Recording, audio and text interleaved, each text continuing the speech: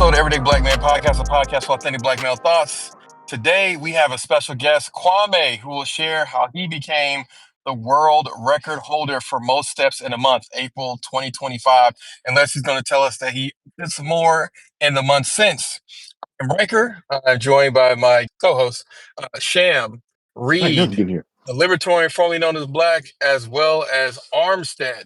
Follow us on Twitter, EVYD Black Men, Instagram, Everyday Black Men, the Everyday Black Men Facebook page. We also have Patreon, EBMP. All episodes debut there first. We also have exclusive episodes and some drawings by Sham up there. Check them out. Last but not least, our website is www.everydayblackmen.com. So, uh, Kwame, tell us, the people, a little bit more about everything that you have going on. Yeah, what's going on, y'all? It's good to be here. My name is Kwame. I'm from New Orleans, Louisiana, but I grew up in Houston, Texas. Came back to New Orleans for undergrad and graduate school, where I got introduced to pre-med and public health, and ultimately I got into what I'm doing right now. It's kind of funny to think back now, 10 years ago when I started this journey, that I wouldn't say that I planned to try and take 2 million steps in 30 days as a part of my agenda, but you're not necessarily in control of how things ultimately play out. And so that's kind of how I got here. I started off, grew up in a family of runners. 4 out of the 7 kids in my family, we all competed in college in cross country and track and field. So endurance sports have always been a part of kind of what we do, and health consciousness has also been a part of that as well, because my dad just always made sure that we were eating the right foods so that we could be properly fueled to perform as good as we possibly can. So that's kind of like the baseline of it all. There's obviously more to the story, but sure we'll get into it. Excellent, Kwame. Thank you very much, and welcome, Stylish. Now, I know that you said, you didn't necessarily start out when you look back 10 years ago, but what kind of made you decide or inspired you to make this journey to break the world record for steps in a month? And so it was actually inspired by some of my community members or the users on our app. So I run a health platform. It gives you a health score, kind of like a credit score for your health. And we always do challenges on the app where, if you take a certain amount of steps in a month, you'll be entered in for a chance to win something. Back in 2024, in February 2024, we did the Mardi Gras Steps Challenge, where whoever took the most steps in 5 days during Mardi Gras won $5,000. So walking just became a big part of the culture within our community, and now we have about 2,500 users on our app. Last year, a doctor did 1 million steps in 30 days, and he got taken off his blood pressure medication. He lost 20 pounds just in 30 days. 54-year-old regular everyday guy.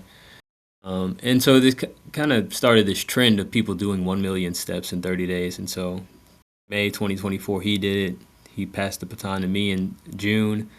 Another user did it in 28 days in July, then 2 more in August, and another one in October in Puerto Rico. And so it just we all just got to talking about what we thought, what do you think the world record is, and do you think that any of us can break it?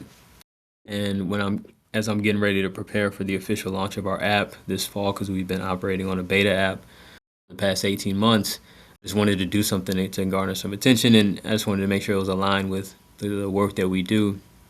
And April was the month, so I wasn't sure if I could actually do it. Obviously someone's done it, so it's possible, but actually, I guess technically no one had done it at that point. But someone had gotten close to 2 million, so I figured I have a decent chance considering my background, and just took it one day at a time. It was hard. The first 5 days, I was in pain every moment of the day because, I run. And so, you use different parts of your legs when you run compared to when you walk, and especially if I'm walking 35 miles a day, 67,000 steps a day, it just new pains. I learned about new parts of my body every day because it was hurting. I got a question. When you was doing this, how long? Wait. What did you listen to? Like, were you listening to music as you did this, or it was just the world? I was mostly working. So I still had to run my company, right? So now I'm walking like 14 hours a day, and I don't really have time to like take meetings in the office. So for the most part, I was working. Now, So like, let's say in the morning I'll wake up at 5, 6 o'clock. I would go do like a 4-hour walk along the levee in New Orleans along the Mississippi River, and basically kind of do my checklist or do my to-do list with my administrative specialist, and then I would start just working on tasks, editing content, and then I get back. My phone would be dead typically by the time I got back, and then I would shower, go to the office, make sure everything was good, and then I would go to the fitness center here at Xavier University, Louisiana, and just walk around there for hours, again, working close to the office so that just in case something came up, I was able to be there. And then in the evening, we just walk around. It got to a point where I really couldn't do anything but walk when I was walking because like I was just so tired, and I was like trying to pick up the pace, and so it was harder to do work and walk, like a 17-minute, average mile. So yeah, for the most part, that was it, working. So I'm looking at these numbers, and it says you do 66,666 steps per day on average. That's right. That's a lot of steps. Yeah. A lot of sixes. Yeah. I think I did that once when we was in Vegas and we walked up and down the strip. Yes. Yeah. Yes. We walked up and down the strip. That was the closest I've ever gotten to anything that you're describing, Kwame.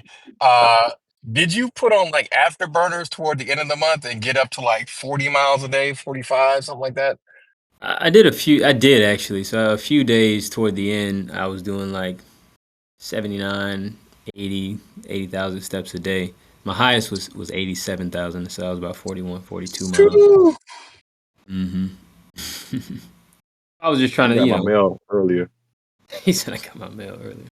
That's a few steps right there. I think the most I did in a day is 22,000. That's when I was working security. Mm-hmm. Yeah, it's tough. I mean, people would come and walk with me, and it definitely helped out. But we walk for 4 hours, and then they'd be laid out on the couch. Like, you pretty much done now. I'm like, actually, no, I got to do that about 2 more times today. And because you get 20,000 steps about in 4 hours. And so, Okay. yeah, which is obviously way more than the average person is doing per day. I was gonna say, you said that so casually, like you do about 20,000 steps. Like I don't know how many steps I do. I'll be honest with you. I don't think that many. Yeah. More When I did the math, 15 days in, I had done as many steps in those 2 weeks as the average American does in a year. Going out. And we don't even walk that much. Like that's crazy. But Well, another you thing, don't walk that much. Me and Armstead. if you Armstead and Reed want to do all them steps in a day, in a week, y'all go on right ahead. You know what? Y'all need to sign up for the app. Y'all need to sign up for the app. Go represent the What is podcast. that? So our beta app is called Dakadoo. It's DACADOO. That's our technology partner. And after this podcast, you'll be able to use access code Everyday Black Men, all lowercase, all one word. Get into the platform, and then you'll complete. The first thing you'll do is answer some questions about your height, weight, age, things like that, so we can start generating your health score. And then when you finish creating your account, you'll complete the initial health score assessment, which will be about 12 questions related to overall health and wellness. So we track over 100 different metrics across 7 categories of health. So that's physical health, so blood pressure, cholesterol, glucose, things like that. Nutrition, mental well-being, physical activity, sleep, mindfulness, and self-control, or like substance use or indulgence. So you get a score in each category, and then you get an overall score between 0 and 1,000, and it changes in real time depending on how you change, right? So if you go on a run or a walk one day, score goes up a few points. Get 3 hours of sleep, score goes down, and then based on those changes, we make recommendations for how you can improve, as well as connect people with healthcare providers, resources, and experiences. And challenges are, part of those experiences, for sure. I think y'all all could do 1 million steps in a month. Sure. Okay, we'll take that challenge. We will take that Hold challenge. on, bro. Hold on. I'm standing right here. What you mean we? Hey, I'm just man. speaking for the Come on, podcast. Look, man. I'm interested in the app, and you are like, hey, let's go take the biggest challenge. Oh, yeah, we got it. Nope, he got it. Well, look, like I way up said, there. There were 6 people who did it last year. There's a 64-year-old woman about to do it right now this month on the app. Yeah, she probably got medicated. She's retired, but it's that one is about 5 hours of walking a day, 33,000 steps a day. But the thing about that challenge is, and again, this wasn't something that I expected when we started, but it's actually a pretty accessible challenge and it's very transformative. Everybody that's done it has lost at least 20 pounds. Again, I don't know where you all are in your health journeys, but that's a pretty significant amount of weight in a healthy way in a short period of time. And then again, the first guy walked off his blood pressure medication, and there are several users who have literally walked off their medications, not necessarily after having done 1,000,000 steps, but just through walking and participating in our challenges on a monthly basis. The increase in physical activity compared to what they were normally living as far as their sedentary life. Yep, that's it. Kwame, I love what you're doing. I love what you're saying. The only qualm I have is all I'm saying my weight, and that much cardio is going to kill our legs. You said that much cardio going to kill what? Our weightlifting. It just depends on your goals, right? I don't think that you need to do 1,000,000 steps a month to be healthy like that. You don't need that much cardio. You're be in optimal cardio fitness. But yeah, it ultimately just depends on your goals and balancing how much you're eating with how much you're burning, wherever you're burning it, whether you're burning it in the gym or you're burning it pavement. I think it just depends. I think most of us are on the lower end of the spectrum as it relates to cardio than we should be, whether we're in general good fitness or not. And so, and honestly, the majority of us need to lose some weight, shed some pounds, and so yeah, ultimately, just depends on your goals. I can tell you really take this seriously because, I mean, not that we don't take things seriously, but certain people here probably would just call people fat as opposed to saying they aren't where they want to be on their weight loss journey. Yeah, no, that's fair. You gotta. It just depends honestly on the person. Like there was somebody that that was at our Run Club meetup in DC a couple of weeks ago as a part of the Black Health Connect conference, and it was like 6 of us out there, and we did maybe like a little 2-mile jog situation, 2.5 or so, and we would stop kind of like at different intersections, and one of the girls she was super out of breath, man. I mean, like about to fall out. And she asked me, she's like, I don't know what's going on. I'm like, honestly, you're just not in great shape. All right. And like, she looked at me and I felt bad because honestly, I didn't even, it was awkward because that was just the truth. And I didn't have time to process like a political answer. And the thing is, I follow her on Instagram and she's on the app. And ever since then, she's been running every day. She ran 2 miles straight for the first time since high school last weekend. So it just depends. Like, and that's the thing about especially early stage startup companies and why they're able to all of a sudden grow bigger than one of these major companies is that they're talking to more people who are dealing with the problems that their solutions are trying to solve, and then they test more solutions against those problems than anybody else, and then ultimately something pops, and then you start to scale. Yeah, that was on some level like a test. Like, okay, let's see if this type of messaging works. And so when we send push notifications, also in the app, like we test different nudges, right? Like one night we sent a message out at like 10 o'clock, like put that phone down, whatever it is, it can wait till tomorrow. Some dude came up to me the next day, like, hey bro, I literally put my phone down. I was on TikTok and I put my phone down. And so that's really like we're just trying to stay as close to the problem as possible so we can be as responsive to people's needs and ultimately be the best solution. Duolingo was Black and cared about your physical health. I feel like I that's was just about to say that. I definitely like that concept. Maybe not quite as like toxic, but like almost strangely colored haired cartoons, like my stick figures stick like. Yeah, we'll figure something out. Yeah, I'm gonna love that you did this, Kwame. It's really cool. It's really interesting. Congratulations, by the way, on hitting the 2 million. I know that was Yeah, thank you. Yeah. Thank you. Does your app just do like cardio pickup, and does it like adjust to people's lifestyles and how they live, or when you're gathering that information on them, or does it run rubrics off of the expected lifestyle of somebody?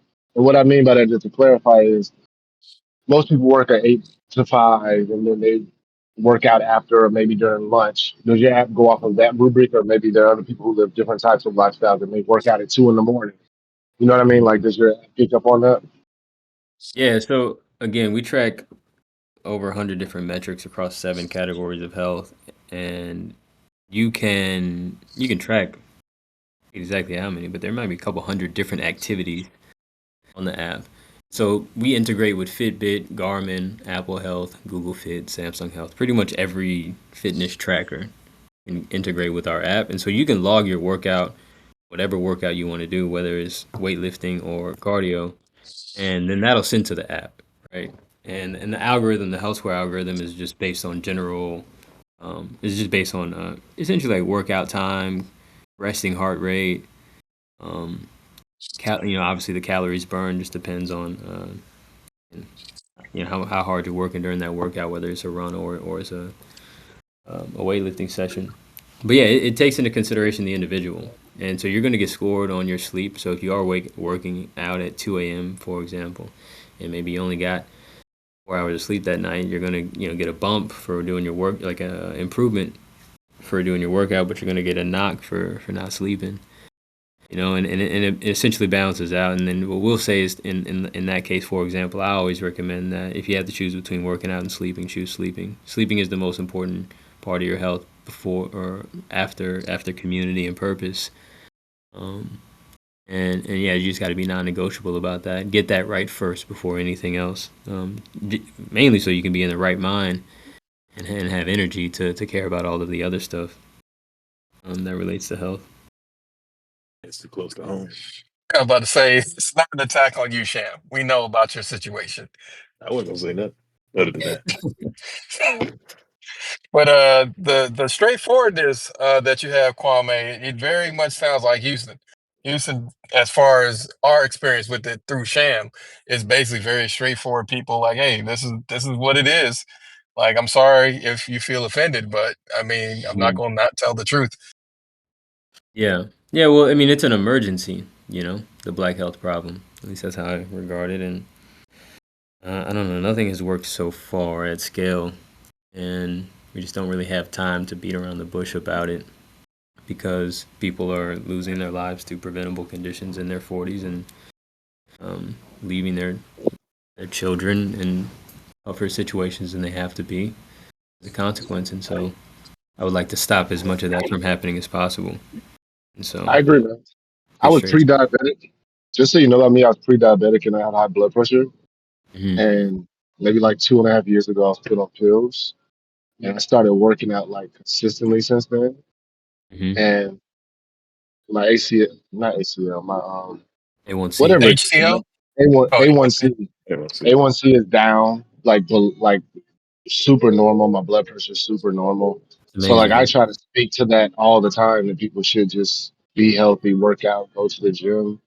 It's part of your life, just because you don't want to get a foot cut off or Mhm. anything. I mean, Armstead will tell you, like, a lot of stuff that we do, like the leg stuff, leg workouts really improve, and that has to go with cardio, really improve your sexual health, right? How Mhm. long you last, how strong you are. Instead of you having to take all these pills, like, I'm anti-medicine 100%.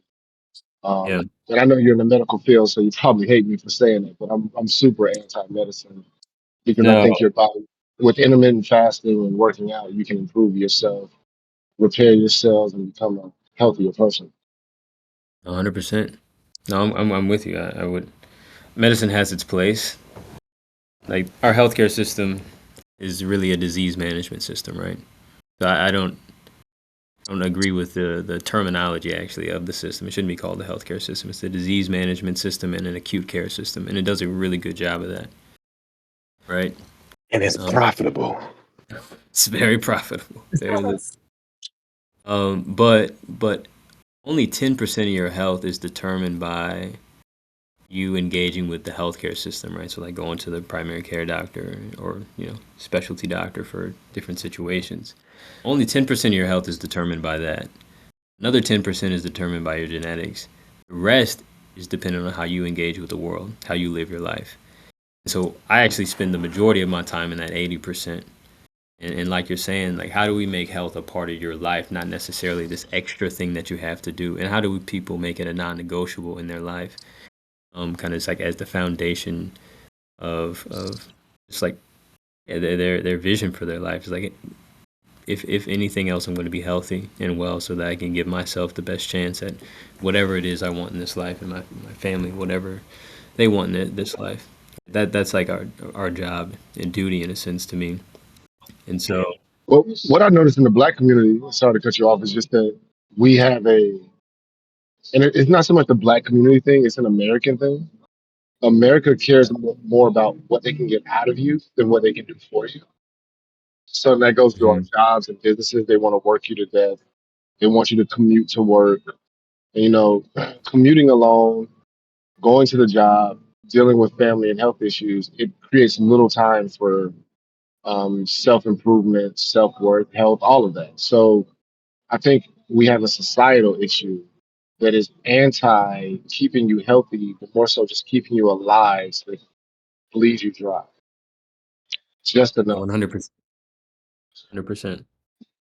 And when I always used to be confused by the idea that like the country's willing to let all of its people become sick, right? And it can't even, walk a mile without getting out of breath.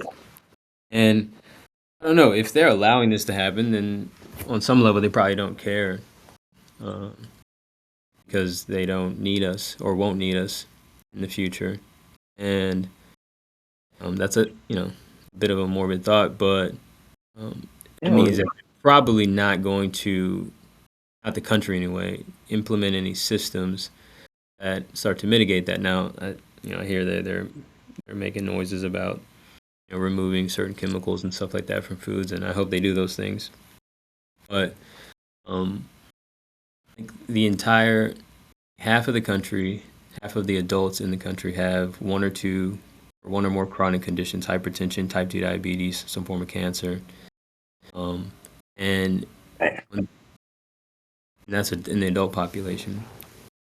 And that's just not, it doesn't have to be that way, right? So my grandfather, he's 87 years old. He doesn't have a single chronic health condition, right? Wow. But that's not common, right? But just because something is common doesn't mean it's normal, right? And so we've almost normalized taking pills to treat medications.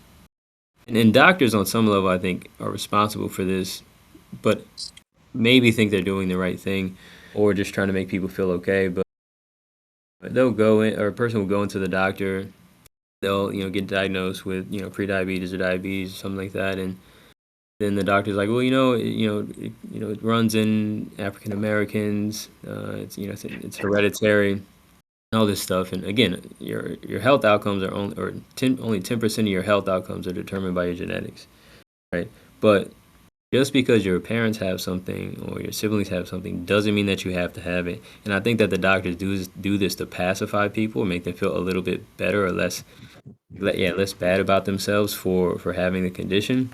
But type 2 diabetes, hypertension, many cancers, heart disease, those are preventable things. Like they're preventable, period.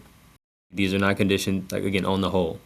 I'm not talking about, different cases, type 1 diabetes, for example. These things are entirely preventable. And It keeps people passive. Say that again. It keeps people passive. You can say, "Oh, and it's not allows my people to fault." continue living the way that they are, Yeah. despite the Plus, it's problems that. profitable. Push more medicine. And that's their prerogative. My job is to shift that, whether people want it or not. One step at a time. One I mean, step. that's why it's called a startup, right? You're disrupting the current status quo, which is we have a acute healthcare system, and we just want to have you be sick enough to be able to pay us money, but not so sick that you die immediately. Mm-hmm. That's expensive to them. Oh, it is, because there needs to be a certain amount of people to keep everybody else in line.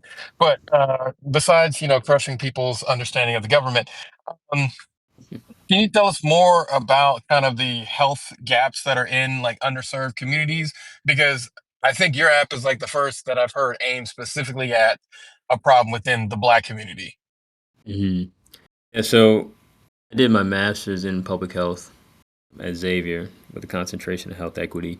And so just to kind of lay the land, public health is the art and science of prolonging life. So as a public health practitioner, my job is to help human beings live as long as they possibly can and as healthy as they possibly can while they are alive. Um, in the United States, there is about a 6 to 7 year life expectancy gap between Black people and the rest of the population. So Black people are living on average, say, 72, 74. Rest of the population, 78, 80.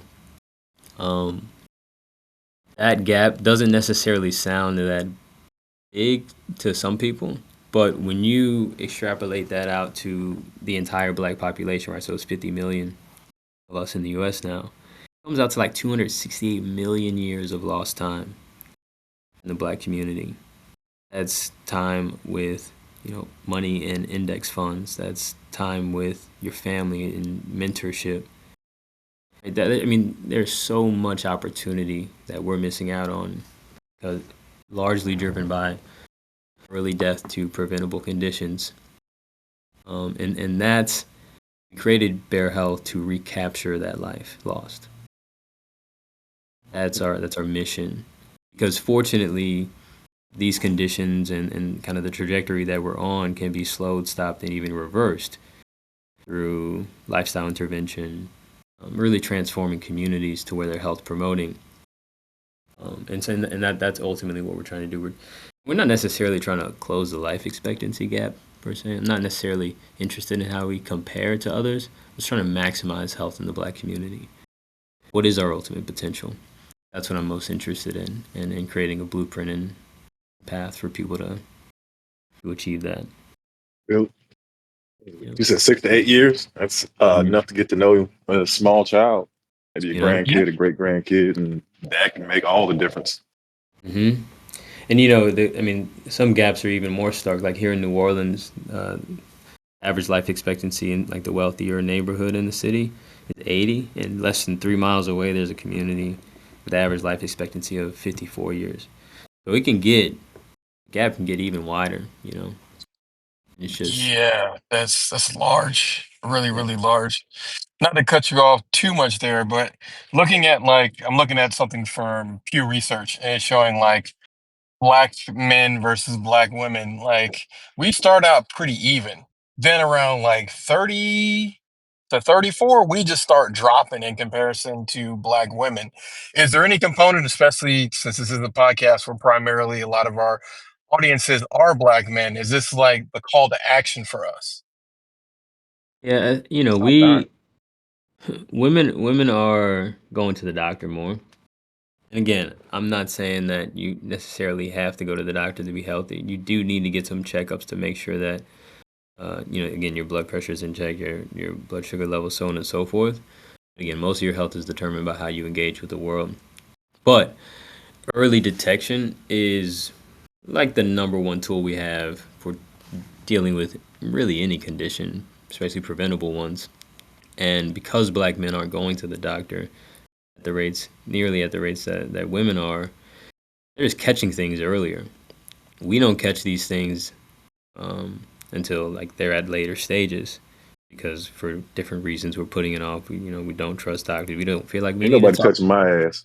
You know what I'm saying? Like different things like that. And I get it. Like I have the same kind of cautions, but if we can somehow put the fear in front of people, like that like we're gonna have to draw on fear to me. Like the idea of being healthy to me isn't enough a motivator. Have you guys heard about that mouse study where they had basically the mouse had to go get to the peanut butter or the cheese or whatever, and so they timed the mouse with just the cheese or the peanut butter as the driver to get through the maze. They did that once, and then they did it another time where they wafted cat odor behind it and had the cheese. And it was so much faster in that one, right? Because it was scared. It was scared of something too, and so I think you need both, to make commitment. And then oftentimes people don't change until they have a heart attack, or again, until the problem is here. And yeah, we just have to flip that motivation to where it's getting ahead of it. You know, like both goal and fear of some form of loss. Absolutely.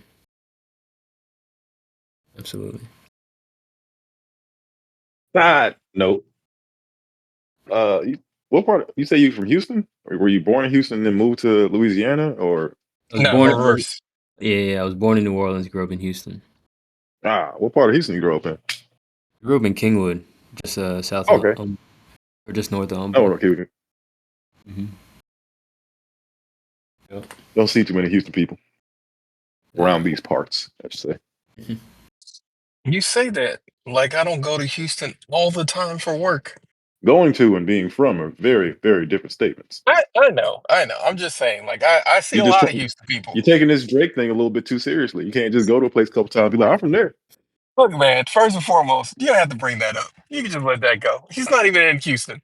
He's in whatever the part is where all the rich Nigerians live. You would know where that is before I would. I mean, yeah. Sorry, But all right. I know it was an aside. I know Yeah. we always have that fun banter. But I'm worried about my boy Drake though. I mean, you don't need to be worried about him. I mean, he seems like he's finally realizing you release music to get people to stop dancing to the song that they'll probably still be dancing to at people's weddings in 5 years. Right. I mean, I've seen more Not Like Us at weddings than I've seen it anywhere else, and it's like it's a very, very interesting place to play this song. Yeah, like my R. Okay, so Kelly this playlist at my wedding. Nothing but R. Kelly. It's going down. I mean, look, bro, I saw somebody play a Diddy song the other day, and I was looking at them like, "Don't you like give us some time here, sir?" He he was ain't like, got "No, that many songs. Really, bro? And like, you you know cannot exactly what song it not was. listen to Diddy, bro. We You ain't know exactly what going nowhere. Going exactly. That was nowhere. it. That was it. It's bad That was the boy for one. life. Yeah, exactly. Bad Boys for Life. That was it. That was the song. No, that every step I take. No, that's more Faith Evans than Diddy. Nah, Diddy rap. She just did the hook. Yeah, I mean, but the the Some hook hook is does the make only the reason you song. words care rap. about it. Nah, it was his verse, bro. He was in there. Yeah, all right. Repeat his verse then. I mean, I'm pretty sure Jadakiss wrote that, but got Yeah, probably. Repeat I his mean, again, verse. Nigga, I can't Jada, repeat a Diddy verse. that's what I thought. you think how much do you think Diddy has done for health in the black community?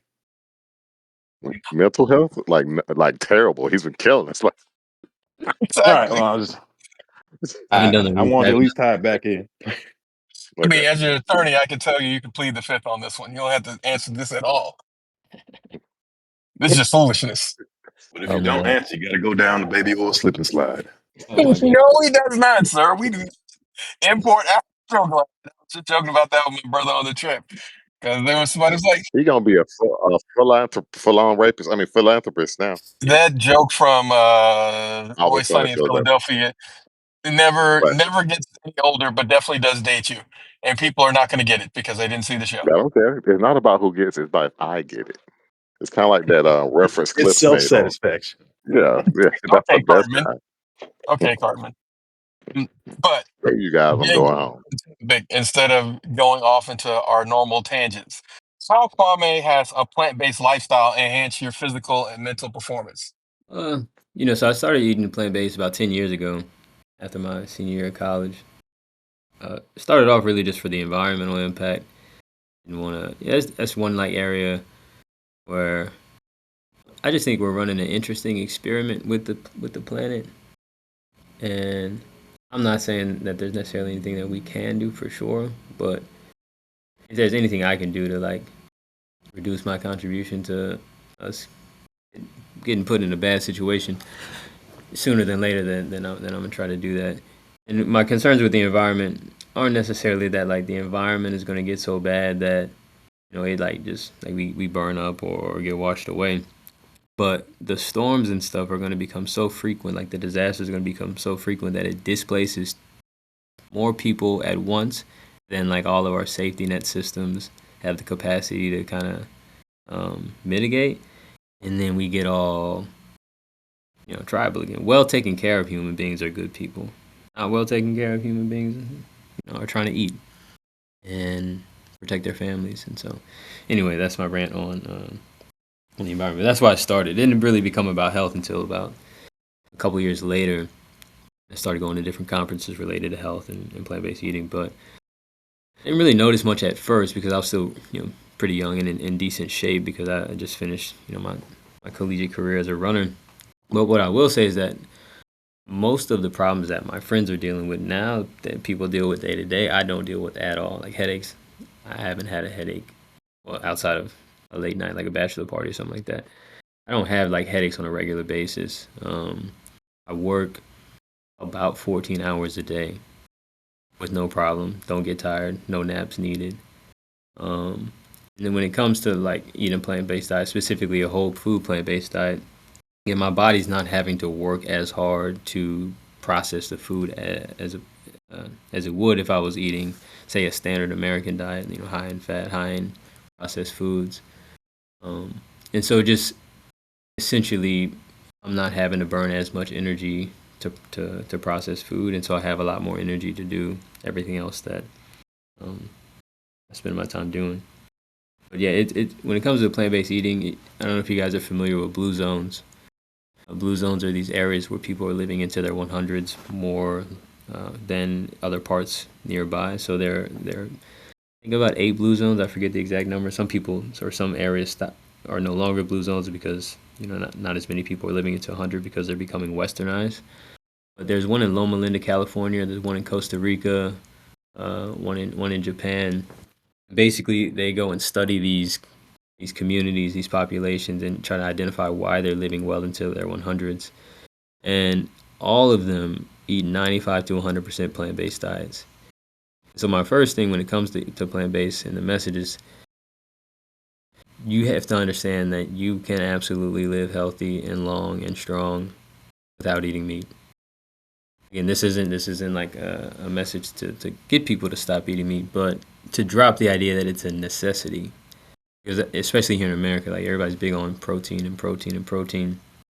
But again, we're not living nearly as long as these people, and all they eat is plants for the most part. And so that's really what I draw on, because my focus and my goal is longevity. So what are the longest lived people doing? I'm going to go do what they're doing. And that's kind of why I've been able to stick with it, and the message that I have for people with that. Thank you for kind of expanding on that. I know for some people, they hear the plant-based thing and they think, oh, I can't, whatever. But 85 to 90 or 80 to 95%, I think that's entirely doable. Mm-hmm. Um, it's something where you're not giving up everything, but you are making it a priority to eat more food that are plant-based. We've had a couple of people from Dr. McCabe Mooring. We also had gosh, what is the guy's name? Yeah, something. Gosh. Yeah, I know who you're talking about. Yeah, we had both of them on the podcast, and they're also talking about the same thing. And with Dr. Cable Yaki? Morning, like I kept up. Yeah, Key, thank you, appreciate it. Um, with Dr. McCabe Morning, like after that episode, I really did start eating, or did start skipping a meal every single week. Mm-hmm. I did that until basically about this year when I decided that I wasn't getting the exact same benefits out, and that may be more so me than the actual diet. But like taking that 24 hours off, like after a while you get kind of used to it because people at like my company now that I work, they're like, hey. Like, you going to lunch? It's like, yeah, I don't take lunch till 3. They're like, why don't you eat until 3? It's like, because I don't feel like I have to eat until 3. I'll drink water and stuff, and I'm trying to get better at that because Sham will throw a bottle at me. But at the same time, like that's one of the things I think Sham does that he doesn't give himself credit for is Sham religiously drinks water like all the time. and it's like 90 to 95% of what he drinks, and the rest is gin, but it's mostly water. Mm-hmm. I'm a simple man. They say gin is a healthier liquor, you know. I'm Oh aware. shoot! So you're saying Sham was better all along? Yeah, it's a bit cleaner. But I know, so I'm actually a big proponent of fasting. Fasting is actually the most powerful thing you can do to extend your lifespan. Mainly because it's giving your body a break from, processing. Work. Right, exactly, work, and focusing on repair. And so when you fast, you trigger what's called autophagy or autophagy, depending how you want to pronounce it. And it basically is where your body, uses stored energy, or energy. And it's our bodies are so smart that when they're in this state, they go and use old damaged cells and proteins first, and break those down and turn them into new younger cells and proteins. So essentially, like cleaning up the body. And most of us are eating around the clock, right? We're eating first thing in the morning, and then we're snacking until we pass out. And so we only have like this 6 hour window where we're not. And so people are never entering the state where their body's cleaning itself up. And when you think about things like cancers, or again, the majority of these conditions, cancer cells are really just like mistakes in replication. And these mistakes come from, wear and tear, just like any other system.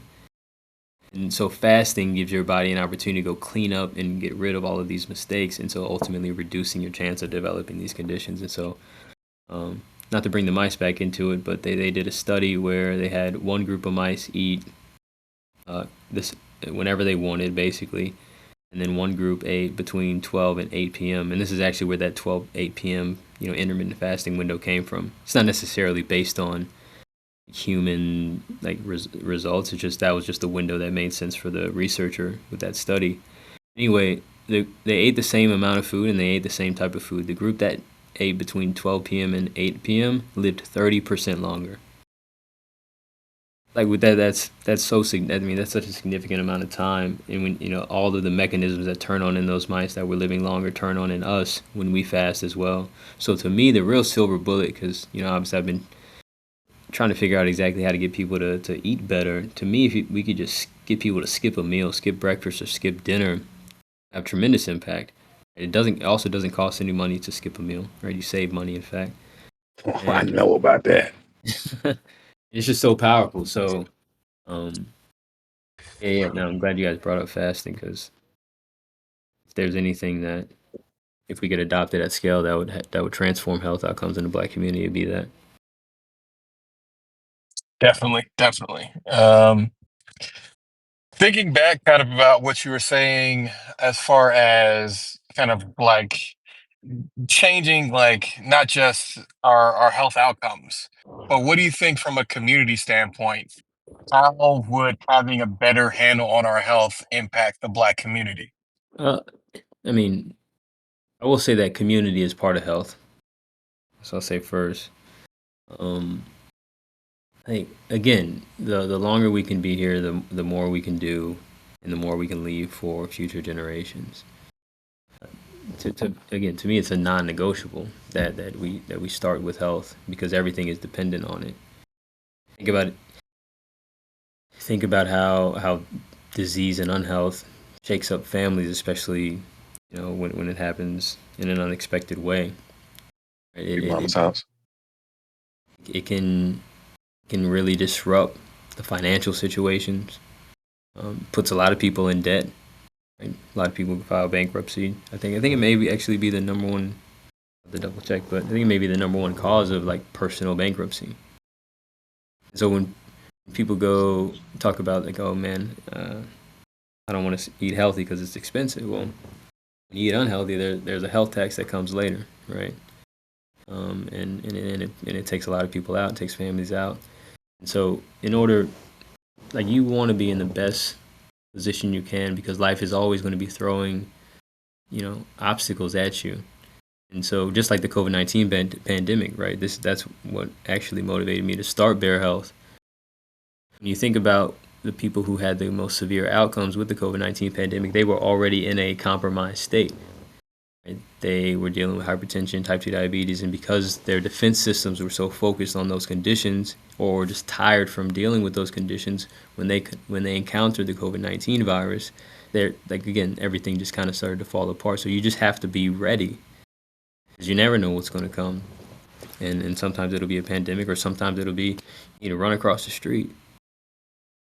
And yeah, it's just fundamental to being ready for whatever challenges we face as a community, so we can all be as sharp and as strong as we need to be in these situations. Well, you are correct. It is the number one reason for bankruptcy in the United States, medical expenses. Yep.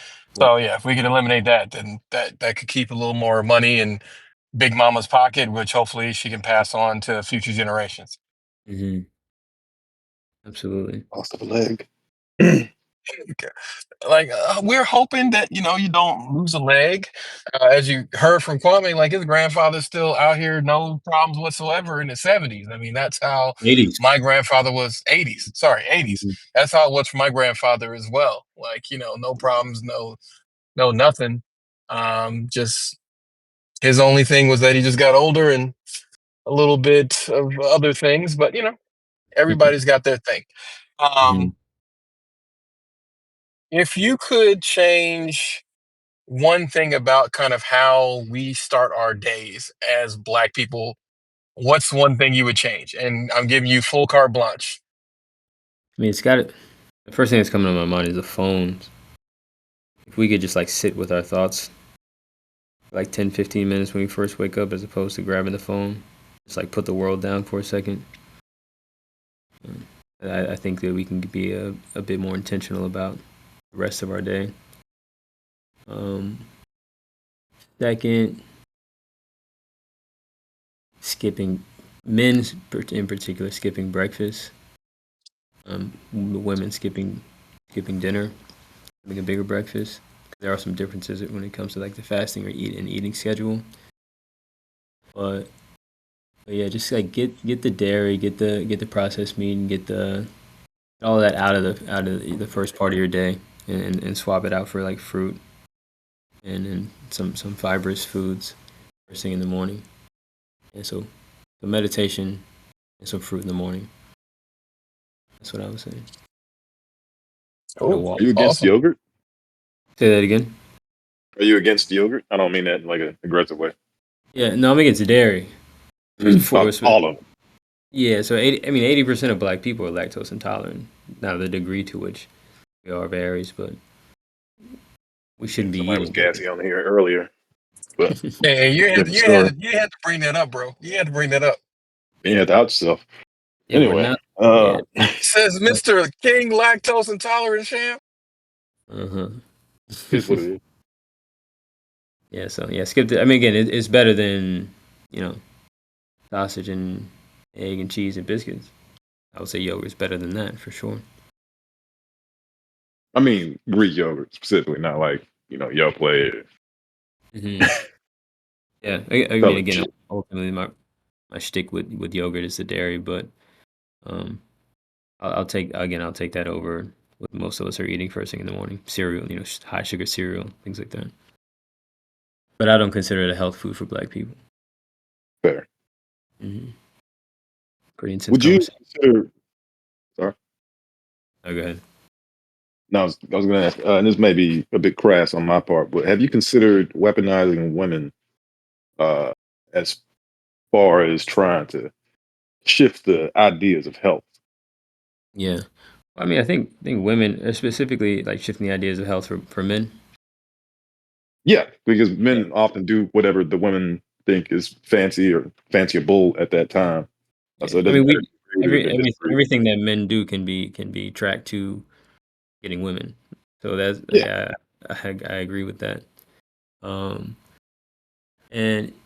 like, so I run a run club here, and there are a lot of attractive women in the club, and men who don't run are coming to the club and now running just to be around, and then they get value out of the community that we built beyond the potential opportunity they might have with a woman there. But yeah, I mean, this one guy who like one of my, she's actually my former athlete now, kind of like a family member at this point. But she's been coming to our run clubs, since we started last year. And this guy who, wanted to be with her, she's not interested in him, but he started showing up every day. And now they've kind of moved away from the idea of them having anything. He still shows up. Now he's part of the community. You see what I'm saying? And so if that's the hook, or if that's what gets people in, and then we get them to stick because of the other additional value, then I think women are the strongest motivator for why men do anything or to motivate them for health. Honestly, Yeah, That's what we told you, Ryder. You should have been here to defend yourself. Start a run club. yeah, a lot of value comes out of run clubs. That's for sure. I says Ryder here. What are you talking- Oh no, I just could not resist a dig at Ryder just because of whatever he has going on right now. Same thing for White Collar Shug, but he at least was kind enough to tell us ahead of time, I got and also understand. Being a parent is definitely going to be first priority. Like, we're not everyday black men. Forget your kids, forget your wives. When it's podcast time, it's podcast time. But at the same time, I mean, hey, you tell people what's going no, on, but and then yes, actually. no. You tell people what's going on. Like, I understand that. Like, I appreciate that everybody could come and do stuff. Like, you see Stylish here, man. He probably right now raising goats, but at the same time, he's still here for moral support. Well, man, I'm not gonna lie to you. He has us captive. He has threatened to deport two of us, and all of us are American. If you can get us help, You ain't worth a gosh darn for that one. I am not the prime minister of America, all right? We have presidents here, and we follow legal processes. Wishing you all the best with that. Hopefully, nobody gets deported. I'm hoping not either, man. It's a hard road. We say we're the best country in the world, but then you look at our healthcare system and you're like, I don't know about that. Yeah, and we're definitely lacking in a lot of areas, even outside of health, happiness in particular. Yeah, like when you see like Norway's happiness, people are like, yeah, like I can feel it life, and I'll still have a house and a wife and kids, and the government will take care of me. And it's like, no wonder y'all Europeans be smiling so hard, because Norway guys, they got like freakish smiles. But I guess when literally you can't fail, no matter what you do, I'd be smiling too. Like, hey, life is sound great. like you hating from outside the club, Playboy. Yes, I am. I'm hating all the way outside the club. All the way outside the club. Plus, they take 2 months off. Oh my God. I'm so glad we don't hire those people, because I would be ticked that not only do you get all the holidays that are related to our holidays, but you also get 2 months. And you basically just tell people, like, I'm taking off the month of October. Me and the family are going to visit Malaysia. We're going to go for an entire year, or for an entire month, and see y'all when we get back. Yeah, Were you going for the Nigerian accent there, or did it just kind It of just creep comes out. into It just Norway? comes out. I've been part of the Nigerian culture for too long. They walk a lot. I mean, yeah, I mean, again, the whole thing is when you marry into a culture, you're supposed to adopt it. And like now I see them becoming more Americanized and cynical. It's like, yes, I knew I would break this Nigerian hopeless optimism thing. It just took, Oh, that was a gonna get couple broken by years. America, bro. Yeah, you might have helped speed that No, along, but you get like one good generation from wherever you come from, and then your kid is American. nah, they still have a lot of it, but we'll see. I mean, we haven't seen the whole second generation play out. We've I only was about seen to the say, first gen. We haven't seen the whole although I sometimes see, like with my niece, like sometimes she'll say things, it's like, oh, you sweet summer child, that is not gonna go like that in America.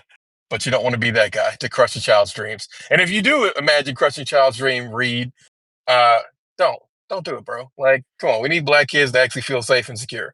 They're unprotected on multiple fronts. I think there's sides to that, but I agree. I mean, yeah, you're not entirely wrong. But Kwame, we don't want to take up too much of your time. You've been here with us about an hour. Any final things you want to say? You want to tell people a little more about the app and the code, or anything else that you wanted to plug while you're here? yeah, for sure. So we've been working on our beta app for the past 18 months called Dakadoo. So that's what we've run our platform on. The majority of our users are on now. But we received some significant funding over the past year that's going to allow us to migrate to the official Bear Health app. So I didn't say this in the beginning, but Bear stands for Black Electronic Health Records. So all of the user data goes into what we call the Black Electronic Health Record. And on a monthly basis, we're looking at the collective health trends of our user population, which ultimately our vision is for that to be the entire Black community. So each month we'll see the average health score overall. We'll see the average health score by gender, age, different category that we track, and be able to use that data to inform and drive different community health solutions. And we can do it by community, right? So we'll be able to see the average health score in New Orleans compared to the average health score in Atlanta, to Detroit.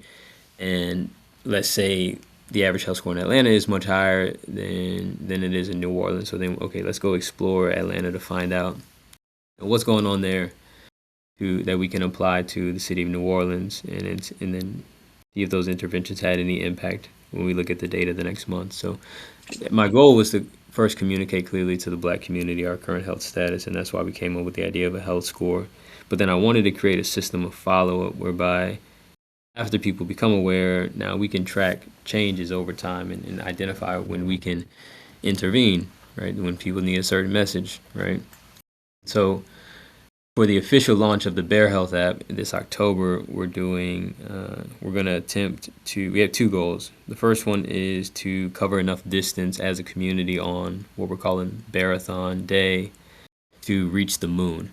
So the theme for the Bearathon this year is Bear Health to the Moon, and the moon is about 239,000 miles away.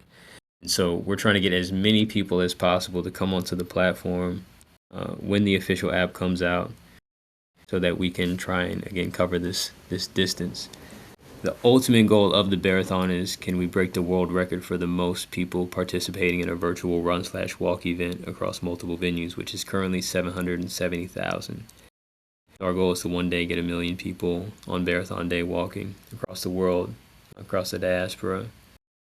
And so, yeah, to be a part of the Bearathon, it's free to participate, and it'll be free to participate on the app when it comes out in October. Just go to our Instagram at Bear Health, bEHR Health, and then click on the link tree. There's a link to the Bearathon there, and sign up. And then when the official app comes out, we'll send you some text messages and emails. Come on the platform, and then just log a mile wherever you are. We're gonna have satellite stations nationwide at different run clubs. So if you don't want to, run by yourself, you can go run with one of the participating clubs, and we'll do a specific event, or we'll do an official event here in New Orleans in October as well for the Bearathon. That's our main focus right now. It's our main campaign that we got going. We want every Black person in the country to know their health score, and we want everyone to be a part of the Black Electronic Health Record, so that we can work together to improve health in the Black community, and then have the data to know that we actually did it. Awesome. We'll make sure to include the links to the Instagram. Is there a website as well that people can check out, or is it just through the Instagram primary way for them to contact or reach out? Yeah, I mean, that's our primary channel, but we do have a website as well, bearhealth.com. You can find a link to download the app there. Unless you need to use the access code that I gave you guys.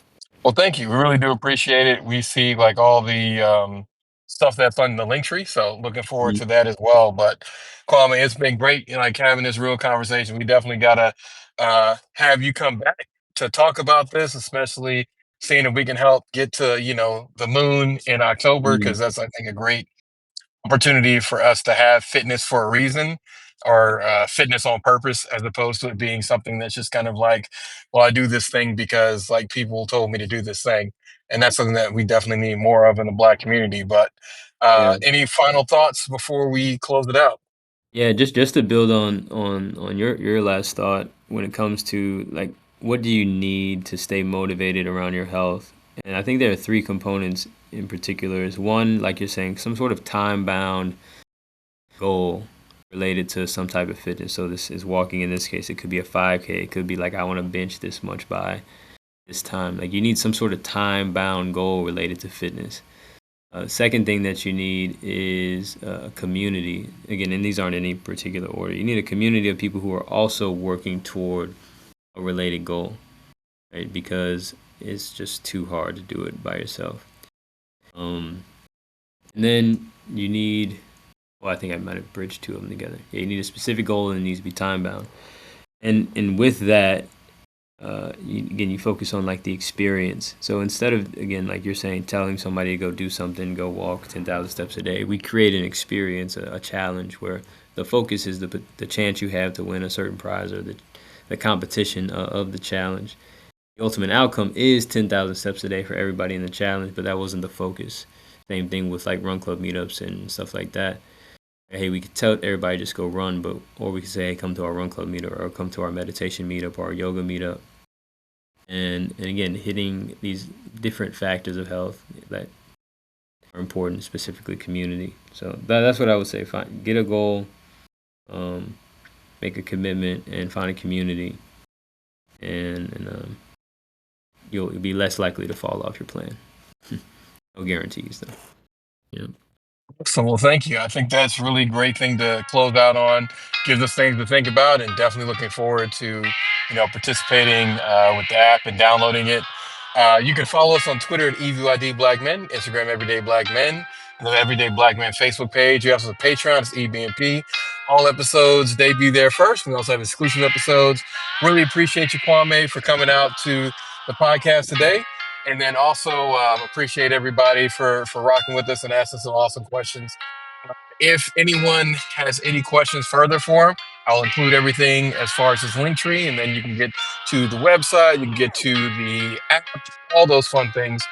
And last but not least, let's be healthy, people. Let's stay healthy, because I don't want us to have a 6 to 8 year difference between Black life expectancy and general life expectancy. Absolutely.